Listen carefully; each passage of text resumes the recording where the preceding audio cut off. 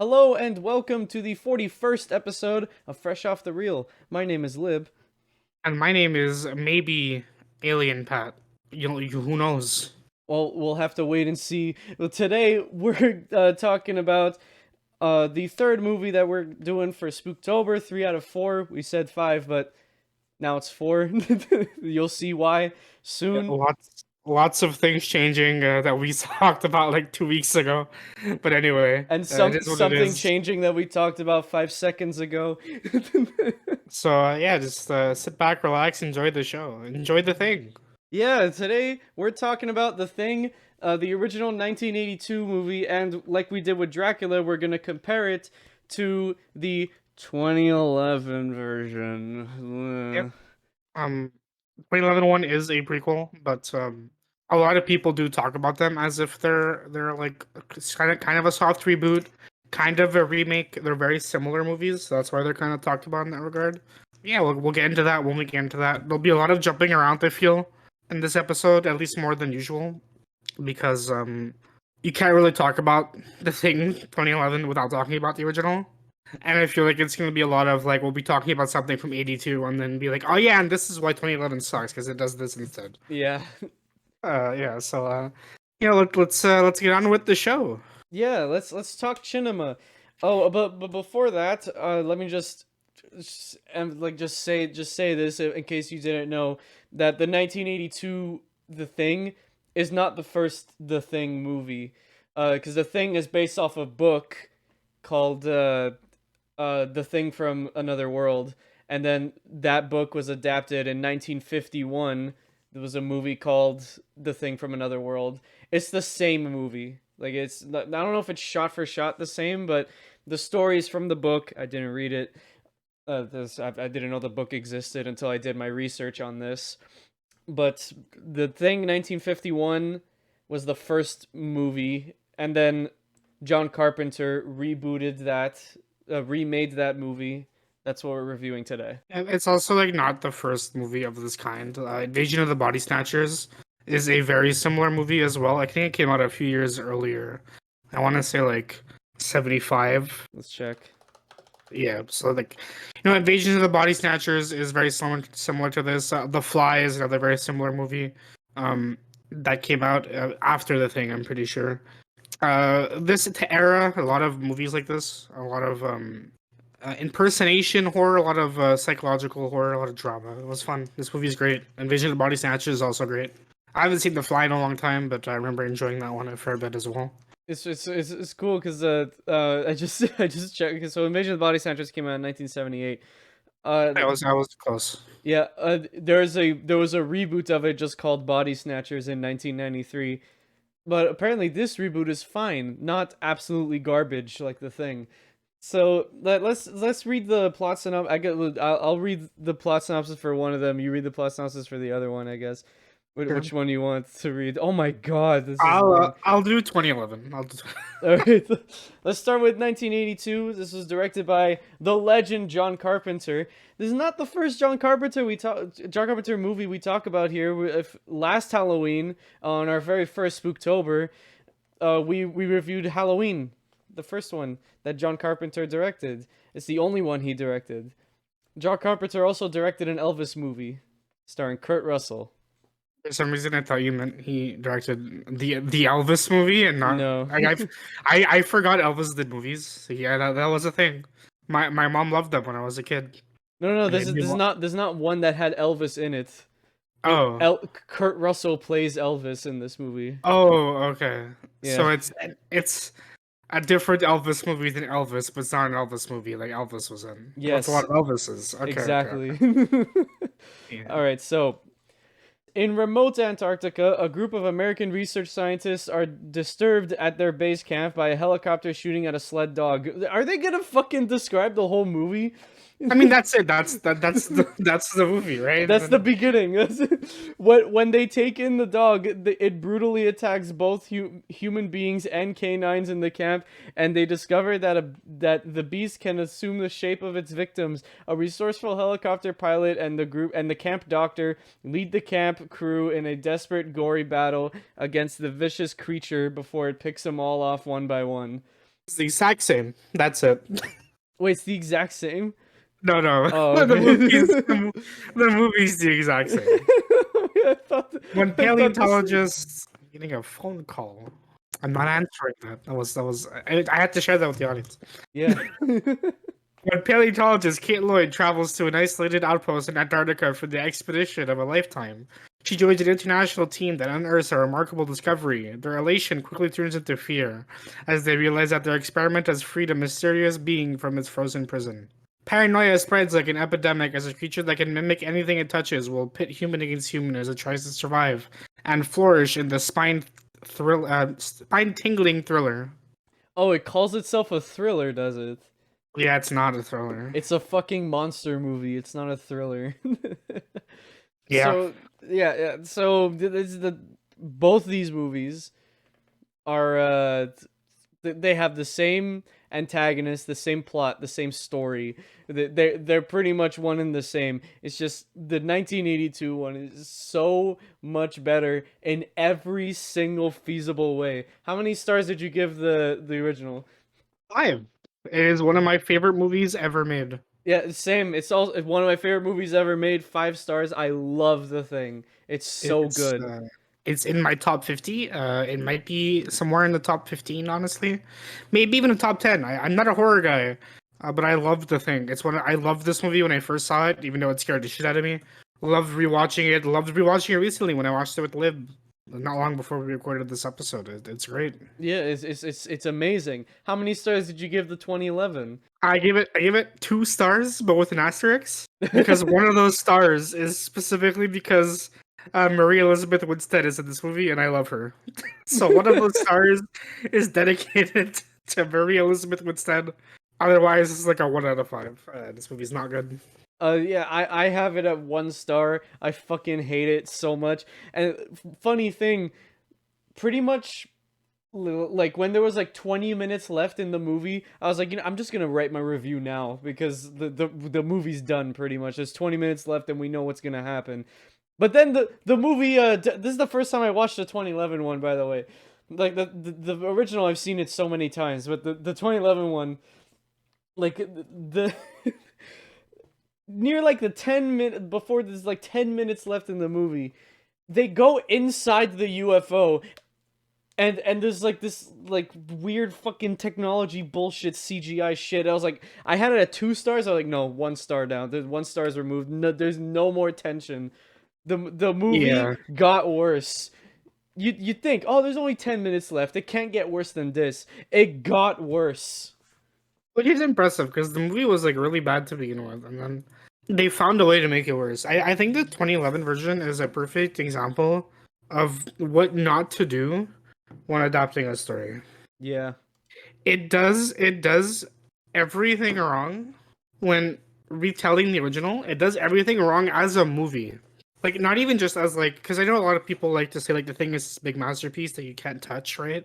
And that like a thing sequel or a thing prequel or a reboot or whatever would be bad by default because it's not the original. And I want to clarify that that's not the case here. Okay, I think you can do something like the thing or Invasion of the Body Snatchers again and it'd be good. This movie just fails at a fundamental level to understand why the thing worked. We'll talk about that more throughout the episode. But it also just fails as an enjoyable piece of media to watch because all the performances are so boring in this movie. The cast does like nothing. They're all like deadpan the whole time. There's no like tension between them. There's no chemistry between them. Like they're just it's boring to watch. The CG's ugly. It just fails as a film. So it fails at as being a part of the Thing universe. It fails as a movie. What is it good at? Not much. Nothing really. I don't even think the monster is scary in this one. Like I'm still scared of the monster in the first one.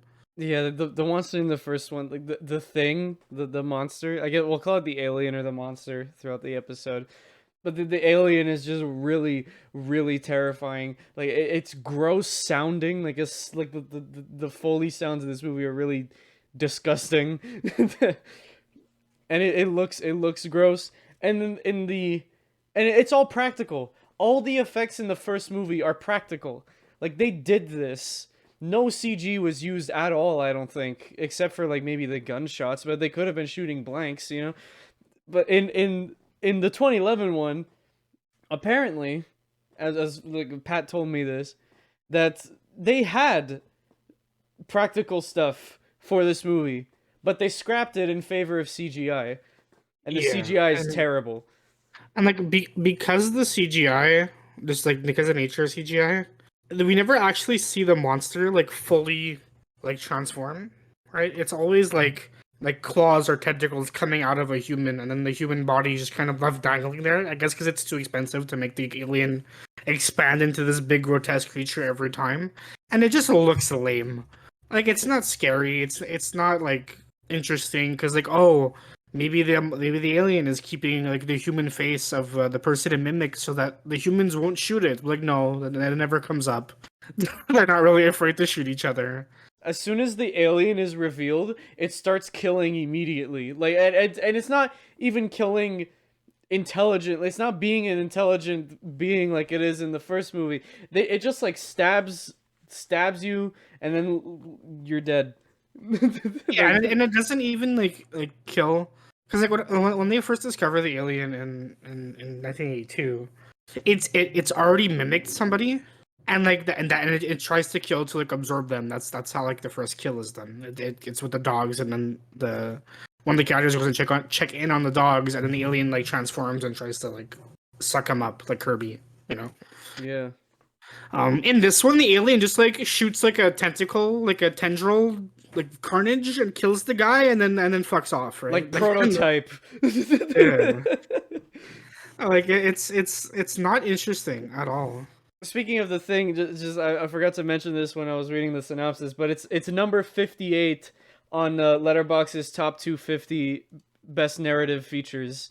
And also speaking of the top 250 best narrative features, Parasite is at number 2 right now. It's been at number 1 for the longest time. Come and See took the number 1 place. Ooh, interesting. I'll have to add that to my watch list. I think it is in your watch list already. It might be. Whatever. Oh, you know what it is. It's the poster with the guy with the red and blue Yeah, face. Yeah. yeah, it is in my watch list.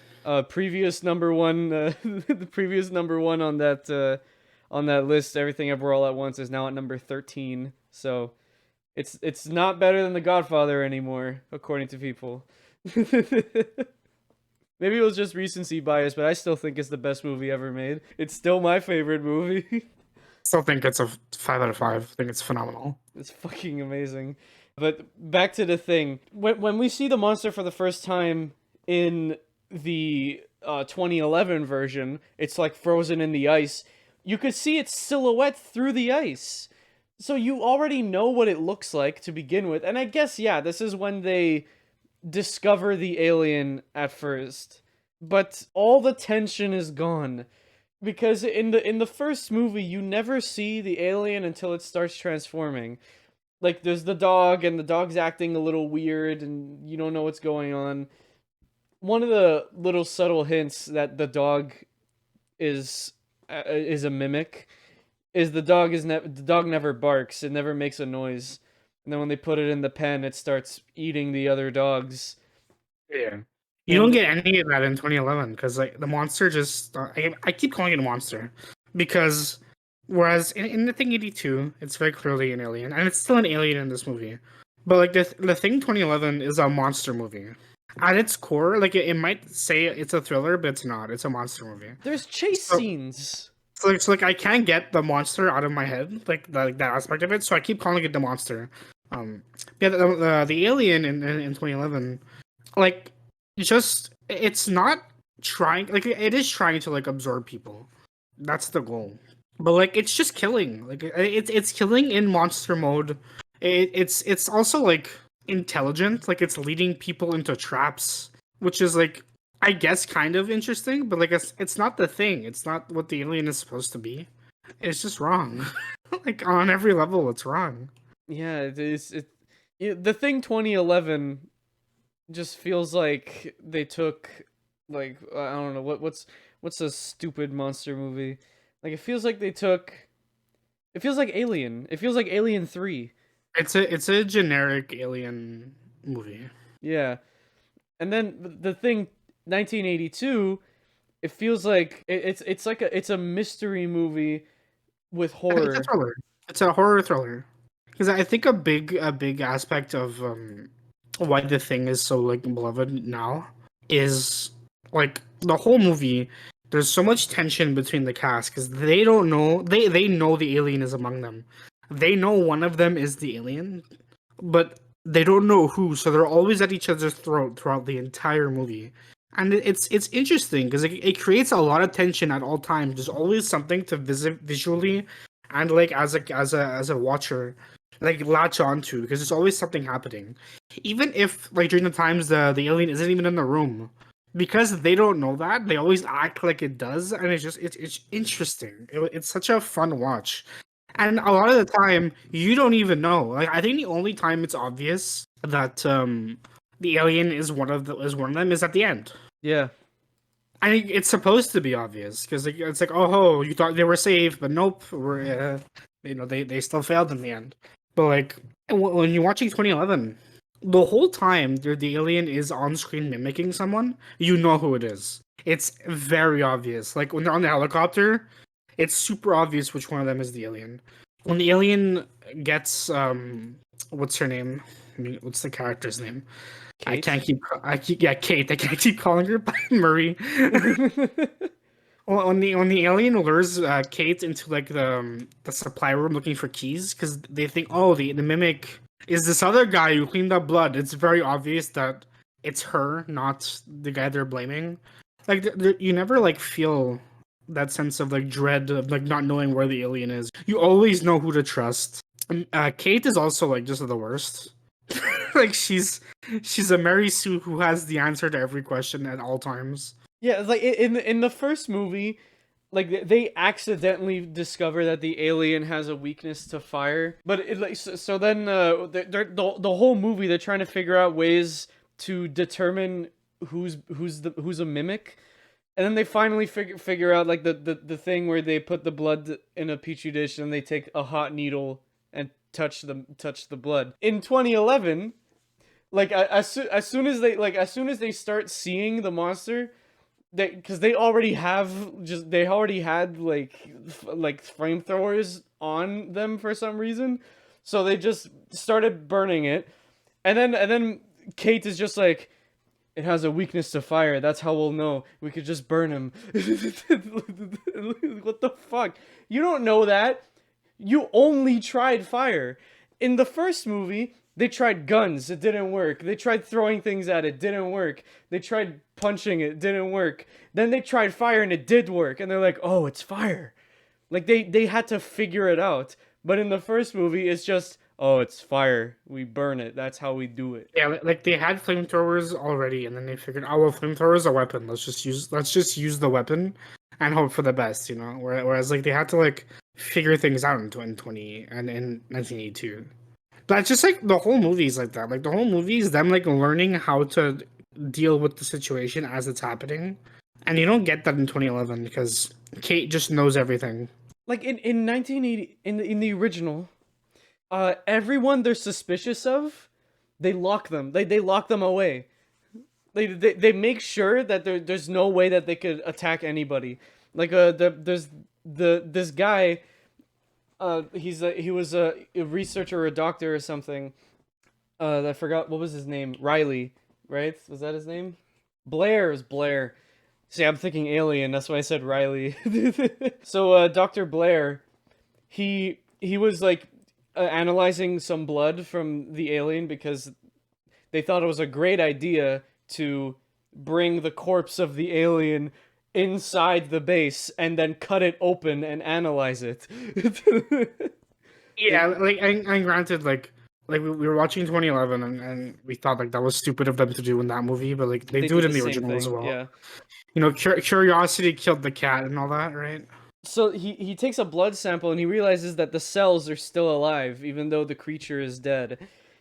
And that the cells are replicating. As soon as he finds out the cells are replicating, he's like, I know I'm not a mimic. I'm still human. I don't know if anyone else is still human. He goes crazy. He goes mad. He locks himself in his lab and he never leaves. Anybody that tries coming in, he shoots at them.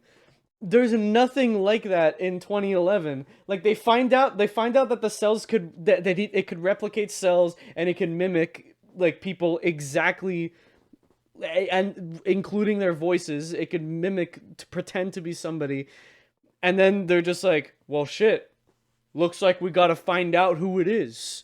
I wonder who it is. It you?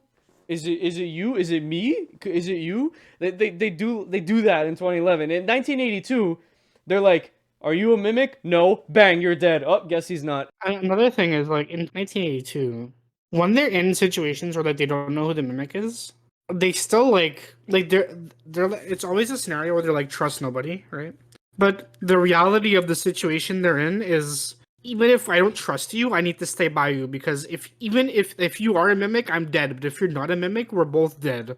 So we need to like work together, kind of. So like it's like that dynamic is cool because you see this group of guys, and like they keep doing things like you know they split up to like gather equipment or gather information or whatever. And every time they have to do that, they complain because like I can't trust these people, right? I can't trust them. They can't trust me. I know I'm not an alien, but they don't know that, right? But we have to work together, and there's a lot of great tension throughout the entire movie. It just like it keeps you on edge. It keeps you interested. In 2011, it's just like listen to Kate. Yeah, it's like, Like we know Kate's not the alien. Let's listen to yeah, her. Kate can't be the alien. Honestly, that would have been like a good twist if Kate was the alien. Yeah.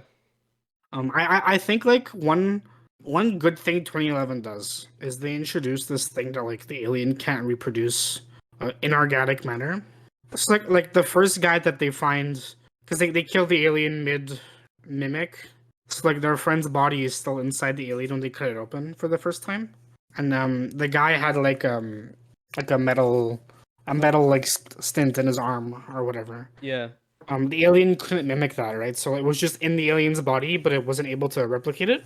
And that's how they discover, like, oh, so it can't replicate inorganic matter. That's how we'll tell people apart. Instead of doing the blood test from the first movie, which like the blood test is a smarter thing scientifically, right? But it's different. So like it's better, I think, that they're doing something different instead of rehashing. But what they do is they look for like fillings in people's teeth because they can't replicate that, right? Yeah, but not everybody has fillings in your teeth. That's the thing, though, right? Is like they look for fillings in a lid, they look for an earring. But the problem is it's not a good assumption to assume that everybody has fillings in their teeth, because surprise, surprise, like 5 people in the room when they did that test didn't have fillings in their teeth. Are you gonna kill all of them because they had clean teeth? Yeah, like even one of the characters when she's like, "Open your mouth," he's like, "What? You're gonna kill me because I floss?" Like that was a good line. Yeah, because it's like I get what they are going for, but like they couldn't have like come up with like what they could have done is like the moment they've learned about the inorganic matter thing, everybody should have like put on an earring or something. Yeah, everybody should have put something on, like put on glasses and like just be like, honor rule, keep those on, you know. I think, and obviously that's not like the best plan either, because like as we see in I forget which movie, it might have been 82, but like the mimic can't copy stuff like glasses, but like nothing stopping the alien from picking it up and putting on the glasses, right, to fit the character. Yeah. Like they could have done something. They could have like earrings are difficult to notice, but like if you know they're there, it's easy to look at, and it comes up later in the movie. That's like the big twist in the climax. They could have found things, like other ways to go about differentiating themselves if that's the route they want to go, instead of Kate just knowing, like, oh, I can't trust you. Yeah, it's so dumb. Or it's not I can't trust you. It's you should trust me at all times because I'm the protagonist. And it's even like, because when they're doing the interrogation, like when they're checking for fillings, they're not restrained at all. So Yeah. she's just walking really close to these people and shining a flashlight inside their mouth looking for fillings, and like, oh, you have no fillings, you stand over there. But it's just stand there. You might be the alien, but it's okay. Just stand there. You have an exit. Stand next to the door. But in the original, like everybody is tied to a chair, and then the main character Yeah. Kurt Russell, he tests the blood. He's like, okay, you're good. I could untie you now, and you get a flamethrower. Oh, you're good. Untie, get a flamethrower, and it's like, oh, you're not good. Bang, bang, dead. You know?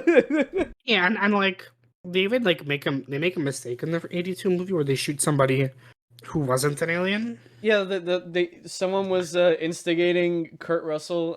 What's his character's name? McCready. Somebody was instigating him. He was like, "Whoa, you think it's me? You think it's me? Shoot me then, shoot me." And he's like, "Okay." He just shot him. There's nothing like that. There's no tension whatsoever. That comes up in 2011, but like honor that will be murder. That's bad. Let's don't do that. It's just there's so many points where the 2011 movie could have done something better, but it chooses the stupid route. It's like, we can all stick together, but let's split up. That's a good idea. Like in the original, they establish that, like, okay, the alien won't attack unless they're alone with somebody else. So let's just all split up in groups of 3. That's smart. That's smart, because like if you split up in groups of 2, there's still a chance of people dying. So if you split up in groups of 3, there's still a chance that one group will have 2 mimics and a real person, and then they'll just attack. But there's a low chance of that, right? It's just they do things so, like, they do things very methodically, and they do it really smart, and it fits the characters because they're all scientists, they're all researchers, so they would be smart enough to be able to adapt to this situation. In the reboot in 2011, again, they're all researchers and scientists, but they act like idiots the whole movie. Yeah, and like I feel like because a lot of the time the characters in 82 are also kind of dumb, but in 82 they're doing the best with what they have in the moment, right? I mean, in 82, they're dumb because they're scared. Yeah. Whereas in 2011 they're dumb because this is a horror movie, and horror movie characters need to be dumb to die. If they're too smart, they can't die, I guess, or they can't like they just you can't have smart characters, they'll get out of it. Therefore, let's make them really stupid because movie, and it's stupid. Yeah, because in the original, everybody's on edge because it could be anybody. They know that it could be anybody, and the characters know that they're not trusted and they can't trust somebody else unless they're confirmed to be okay. And then they find a way to find out who is the alien, but like when they go to get all the because their original idea was to get clean blood, which they have at the research station for some reason, then mix it with the blood from, like, fresh blood from you, and if it starts mimicking, then you're an alien. But so they're like, okay, we have an out, but then their out gets destroyed because somebody stabs all the blood. The alien is like, oh fuck, I gotta get rid of all the blood now. So then there was real tension. So it was like, we have no way of finding out who the alien is unless we all burn ourselves. And we don't want that. But we were saying this while we were watching the movie, but it's the worst way to go about it because no one would survive. But the smartest way to just make sure the alien is forever dead and never comes back is just everybody douse themselves with gasoline and then light a match. It's like, obviously, like it's a thriller, and you want to see the character, you want to see how the characters get out of it, right? But like, if the goal in universe is to keep the alien from getting into society and just murdering humanity, right? Like, the goal ideally is to prevent the extinction of humanity. Die, just like you have to like make the sacrifice. Yeah. For the greater good. It's not like interesting to watch as a movie goer, and it's gruesome. But that's like the smartest way to deal with it is for everybody there to die. Because Lib told me about this. There's like a game that came out that's a sequel. Yeah, it's a sequel to the 1982 one. Not a video game podcast. I don't know what happens in the sequel. I don't know what kind of game it is either. But like at the end of 82, you have McCready and Childs who are like who they're together, and Childs is very clearly the mimic. There's an imposter among us, if you will. Yeah, if you didn't know, Among Us was inspired by The Thing, and they actually got the title of the game from the 2011 remake. So like in the end, the mimic is still alive. McCready is well, dead. Like he's with the mimic, so McCready's gonna die, and then presumably the mimic can just like go out there now and do whatever it wants to do, I guess. Yeah, but it's the video game confirms every all the suspicions at the end of the first movie. So Childs was actually infected. Wait, John Carpenter cameoed in the movie? Oh, he was one of the Norwegians on the VHS tape. That's cool. Well, speaking of sequels, the 2011 one is actually a prequel because in the original movie, the way it starts is just like there's this Norwegian guy in a helicopter who's trying to kill this dog, and the dog is the mimic, but you don't know that at the beginning. And then the Norwegians keeps trying to shoot the dog, but he accidentally shoots one of the researchers in the leg, so everybody thinks that he's attacking, so they kill him. And then they fly to the Norwegian base in Antarctica, and they find it abandoned and burned down, and that's where they find the corpse of the alien, and that's also where they find the UFO. The 2011 movie takes place at that Norwegian base. It takes place immediately before the first movie. So you get to see how it all happened, how the alien was discovered, and how what happened at the end of at the beginning of the original movie. But that means because in the original movie they discover that everybody that was at that base died.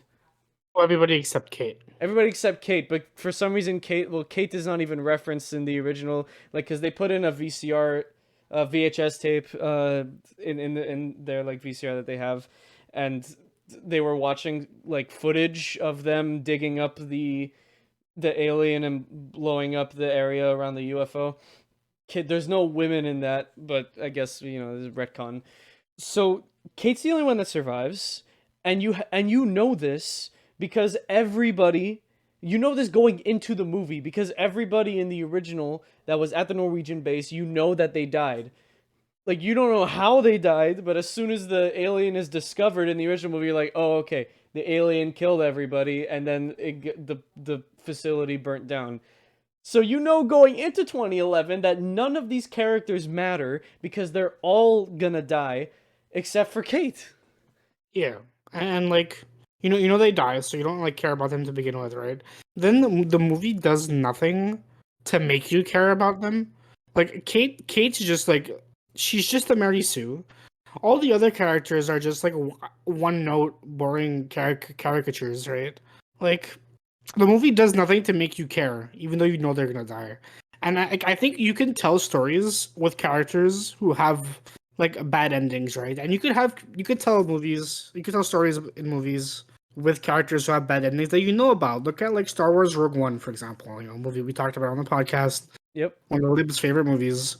Going into Rogue One, and nobody going on this mission is making out of it alive, right? They're all going to die. And yet, the movie still finds ways to make you care about them. The Thing 2011 does not do that. You're just along for the ride with them, and whatever happens, happens. They're just blank slates. And it's boring. They're not entertaining to watch.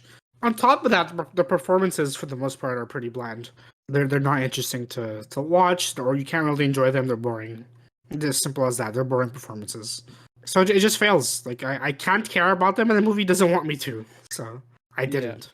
The worst part about the whole thing is when it's when they go into the UFO at the end, and then it just becomes Alien. Now the movie is Alien now. So the alien's chasing Kate around. While this happens, it ends up mimicking the guy with the Carter. Is that him? I don't remember. Joel Edgerton. Yeah, there we go. By the way, Joel Edgerton, He's Uncle Owen in the Star Wars prequels. I didn't know that until right now. I just looked. That's crazy. Uncle Owen was in the movie, and we didn't even mention it. Like while we were watching it, didn't even notice. We got two Star Wars things out of it. Who's the other one? I made a Rogue One joke, and now we have this. Oh yeah. Well, I meant in the podcast. I thought you meant an actor. So during this, Carter becomes mimicked. So I guess Carter's dead. And then Kate's like, "Hey, you know how I knew you were good before? Your earring. You always wear your earring." And then like he's like, "Oh yeah, my earring. Yeah. My earring's great. I love my earring." And then Kate's like, "That's the wrong ear. Bang bang dead." And like that's a good way to trick the alien. Right? Yeah. Like that was actually like a smart way to end off the movie. They maybe should have done stuff like that earlier in the movie. Yeah, but maybe. because they could have also just like tricked the alien too, because they could have just said, "Oh yeah, I could tell you're real because of your earring," and then see how the alien reacts, right? Because if they say like, "Oh, I'm not wearing an earring," and then it's like, "Oh, okay," so like he knows, right? Yeah. So that's like, it doesn't like determine anything, but it's a little bit more information they didn't have prior. Whereas before they kind of just wing it. It's really dumb, the 2011 ending, and then because then it's just Kate drives away, and then as the credits roll, you see the connection between both movies, because then the Norwegian guy that was gonna rescue them, like the one coming from Norway, he landed. And then someone ran out of the facility. Who was it? It's like someone they thought was dead from the beginning, but he wasn't. I don't know, man. But that's the Norwegian that we see in the first movie.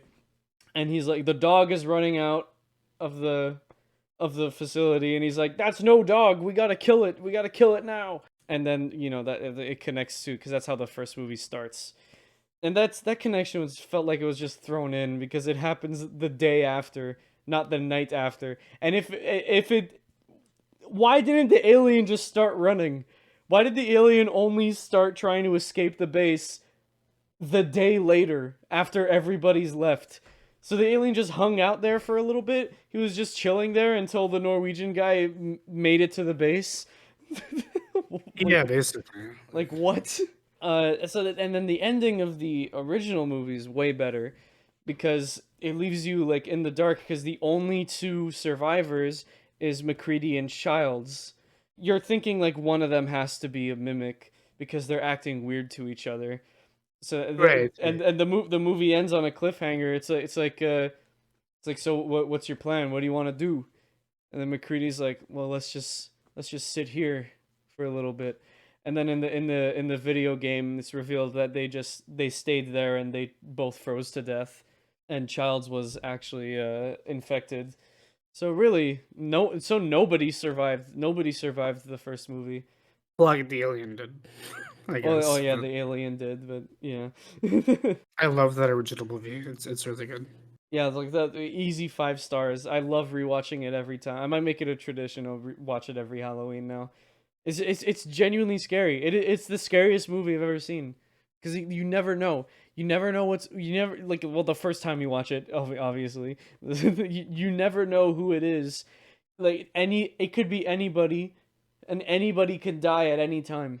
There's genuine tension and horror in this movie. It's like something like Midsummer. Midsummer gets that exactly right. We should do Midsummer one day. I'm down to do Midsummer. Yeah. Now, the opposite of that, the 2011 thing, is hot garbage, and nobody should watch it. It doesn't matter that it's a prequel. You don't need to know what happened. You don't need to know. Just know that there was a facility, it burned down, the aliens survived, and they made it to the US facility. Because that's what they tell you in the first movie, and that's how it should have been. Don't touch the Thing franchise anymore. The Thing as a franchise is fine. It's done how it is. Just leave it to The Thing, 1982, 1951, and the god-awful 2011 one, and just leave it at that. Sounds like a plan. So now it's time to move on to a TV show that we finally watched, which was Andor, but not all of it. Yeah, we're not done Andor, but Good thing next episode will be done Andor, so we can talk about Andor. Yeah. Well, I mean, there's still 2 more episodes for season 1, I think. There's still 2 more episodes of Andor releasing. So, I thought it was done. no, it's not done. There's 12 episodes. Okay. There's currently 10. A new episode is releasing this Thursday and next Thursday, so there's 2 more episodes being released for Andor. And when Andor is done, I think we should dedicate an episode to Andor because, man, it's good. It's a real good. It broke the streak of the Mandalorian being a fluke. We have 2 good Star Wars shows now. Yeah, so we watched up until episode 8. We still have 9 and 10 to watch, but we watched up until episode 8, and all the episodes were really, really good.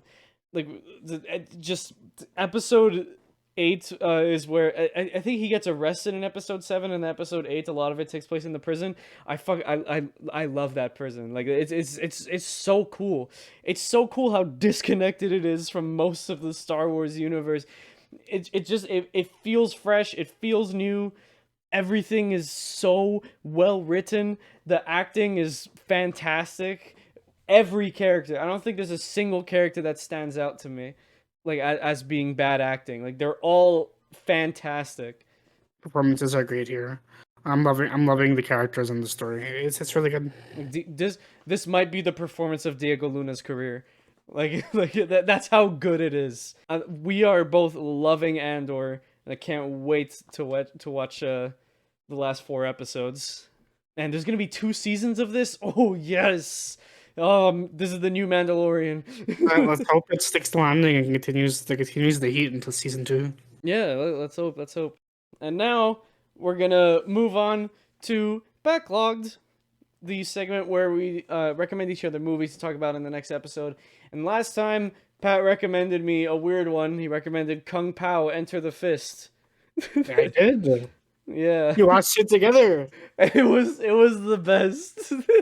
It's a very entertaining movie. It's so fucking good. So this movie came out in 2002, directed by Steve Odekirk, the director of Barnyard and Ace Ventura. I think he's also the writer for Bruce Almighty, Evan Almighty, The Nutty Professor, the Jimmy Neutron movie, Cowboys vs. Aliens, the Cowboys and Aliens, excuse me. It's a really bad movie. But yeah, this guy's got a good track record. So he decided, hey, I'm gonna parody old samurai movies or old kung fu movies. It's one of those like so bad it's good movies. Oh yeah, But I it's think- like Velocipaster. But I think this goes the extra mile of being just like genuinely entertaining. Like it's clearly a shit post, but it's an intentional shit post that's really funny and it's really genuine and knows what it is. It's some of the funniest shit I've ever watched. Like, I gave it 5 stars for my enjoyment. But I think the actual rating of the film would be like maybe a 3 stars. I think I give it like a 2.5 on like an actual level, but out of my enjoyment, I give it a 5. It's such a fun movie to sit back and watch. Like, it's not trying to be serious. This is a comedy. It's meant to be ridiculous, and it sticks the landing on being ridiculous. It is so funny, and I don't want to talk about what happens in the movie because I want all of you listening to sit down and watch this movie. This is a must watch. If you like weird shit, if you like weird funny shit, you want to just sit down and like like just with a bunch have of a good friends time. and just watch a stupid ass movie. This is perfect for that. Yeah, get out there and watch it. Yeah, you got go find it. Like go to your local thrift store and get a DVD of this. Oh man, like it's great. It's such a great recommendation. Thank you, Pat. No problem. If you didn't listen to last episode, first of all, go listen to it. But it was either this or Pink Floyd's The Wall. So that's fucking polar opposite movies. But now it's time to recommend you a movie. So I'm recommending you a movie that I also haven't seen. Last time we did this was for Whiplash, I think, which we still haven't dedicated an episode to. Hmm. Someday. Yeah, what that's gonna be hard to talk about, but I do want to dedicate an episode to that. But there's a movie on your watch list that I've been meaning to watch for a really, really, really long time. And you know what? This is just gonna give me an excuse to watch it, and we could watch it together. So this is a movie that released last year, starring Jenny Okay. Slate. You know Jenny Slate. Yeah. Yeah, you know Jenny Slate. This is a very, very cute movie that's based on an old YouTube web series. It's called Marcel the Shell with Shoes On. Okay. Okay. Yes, I wanted to see this in theaters initially. Yeah. Yeah, like I also wanted to see this in theaters, but unfortunately it didn't run in Montreal. They didn't even run this in theaters. It was only in like certain theaters in the U.S. But I really, really, really want to watch it. So that's what we're doing. That's what we're getting. Next episode we'll be talking about Marcel the Shell with Shoes On, the movie, which is actually ranked number 94 on Letterboxd Top 250. Really, Nice. really good. I'm looking forward to it. Yeah, did you forget this was on your wish list? I forgot. I mean, watch list, whatever. Yeah, I forgot. I'm looking forward to watching this. You know what else I'm looking forward to? Talking about the next movie. Because next episode we'll be talking about the newest addition to the MCU, Black Panther: Wakanda Forever. We're gonna go watch it in theaters this weekend, so yeah. So let's hope it's good. Yeah, I've been looking around like Letterboxd and other places. Apparently, it's pretty good. Let me see what the average. Yeah, right now the average is 3.8, mostly 4-star reviews. Nice. So yeah, we're gonna watch the movie where Shuri is definitely not Black Panther. Yep, and we'll have more to say next week. I can't believe they. Why did they even try to hide that? Like, I don't know. Shuri was the obvious pick. I don't know, man. What I do know, I did get spoiled for one thing, but it was something I haven't left, thankfully. So yeah. I mean, like most of the movie is like it's apparently not that much connected to the rest of the MCU. Is loosely connected, but like, well, I mean, Shuri's Black Panther, so then there's the connection. Like whenever the Black Panther comes back into the Avengers, I guess it's gonna be Shuri, but. Well, I don't know. I don't know what happens at the ending to her, but we said a long time ago that like we predicted something and the prediction was correct. That's the thing I got spoiled for. I don't know if you want me to say it. I don't remember what it was, so I don't want to know. I want to see it in the movie. So. Okay, well, as soon as we see it in the movie, I'm gonna lean over to you and make a joke because there's a funny joke about it. Okay. Okay. So yeah, next episode we'll be talking about Black Panther: Wakanda Forever. So make sure to tune in. And one last announcement is, hey, remember when we said that we're only gonna be uploading on YouTube on the Jazzwalkers channel? Yeah, forget we said that. Just forget. We're gonna continue uploading on the Fresh Off the Reel channel. Forget we said that. Yeah, big ol' never mind. Yeah, big ol' fuck. That was a bad idea. Just big ol' not good. We're retconning. Oh my god, this is our first retcon. No, second. I forgot about hot off the presses. It will not be the last. Hey guys, remember hot off the presses? I wish I didn't.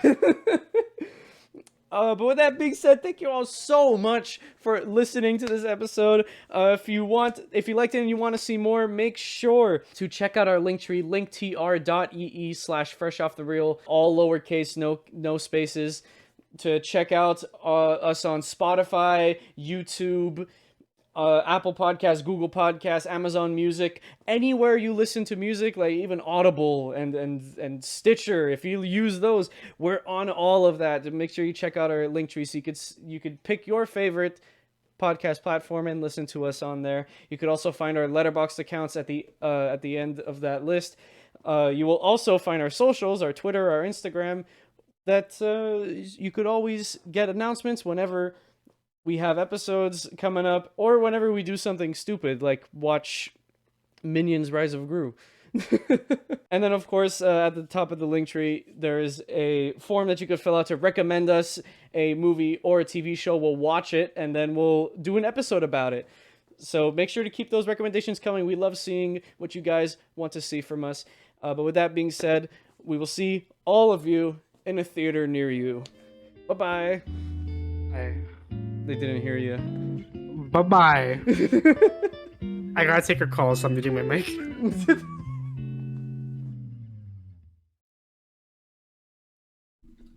This is a sound test for episode 41. You turn the lights off and you turn them back on. Okay, let's speak normally. Hopefully I fixed the issue that my mic had before. That reminded me, I forgot to unplug my fridge. Oh, go unplug your fridge. While Pat unplugs his fridge, I guess I'll talk about what I did today. I went to a used game store and I bought Persona 4 because they were selling it for $40. Now I don't know if they just got this game in the store or if it's been there for a long time and then it just went on sale. But Persona 4 Golden on PS Vita for $40, that's a steal. That's a steal right there. I was checking on eBay. It was like 80. While he was doing that, I was unplugging my fridge. Yeah, I said you were. Oh, we got Multiverses season 2, like season pass. Are there new characters? No, just costumes. It's just costumes. Yeah, I mean, I'm sure there's new characters, but they're not part of the season pass. Who do you think's getting added? Walter White. Me. Yeah, Walter White and Jesse. And Jesse and Mr. Saul Goodman. Rest in peace, Kevin Conroy. Rest in peace, Kevin Conroy. That happened. Was he Batman in Multiverses? Oh, I'm sad now. So now when they release the new characters and they have to make more lines for Batman, what are they gonna do? They're gonna replace him, I guess. Like, are they gonna record the new lines with a different voice, or are they? I guess they're gonna replace all the lines. But if they replace all the lines, that'd be kind of shitty. They might just record the new lines with like an imitator. Yeah. Who voiced him in Arkham Origins? Was Roger Craig Smith. Roger Craig Smith, yeah. Just get Roger Craig Smith. He's done Sonic right now. He doesn't have anything else to do. He's done Sonic for now. Yeah, I know he's done Sonic. No, he's recording in Prime, isn't he? No, he's not. It's a Canadian guy in Prime. It's a Canadian guy. Whoa. Yeah. It's a Canadian made show, and it like there's some like law that like it has to be Canadian actors to be in the show. So it's a brand new cast. That's a law? Yeah. That's actually a law. Yeah. Oh my god. All right, that's the test. Boo. Bazinga.